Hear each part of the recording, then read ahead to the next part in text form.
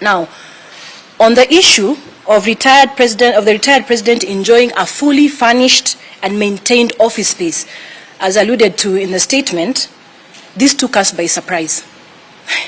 Because it is public knowledge that State House has been very clear on the position of the office in Nyeri as the only office that the president should use based on the fact that the office has been bought by government. A position that was clearly articulated by the State House spokesperson, Hussein Mohammed, during a question and answer session when he was doing the press briefing of President Ruto's visit to the United States of America. So the statement that the former president enjoys a fully furnished and maintained office of his choice provided by government is incorrect. To date, the office matter has never been addressed and has never been resolved. But I'd, however, want to note, and I'd like you to note that the office in Nyeri was selected by the former president, the late former president Mwai Kibaki, suitable for himself. Just a note that I'd like you to take. Before retirement and during his retirement, the former President Kenyatta has been sought to undertake various international roles, especially within the region, in his capacity as a former head of state.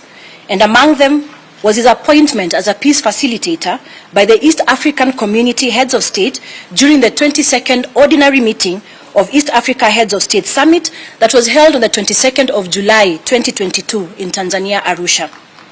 These engagements necessitated that the need to identify and establish a suitable office for the former president to enable him carry out these roles and provide an operational base for various cadre of staff.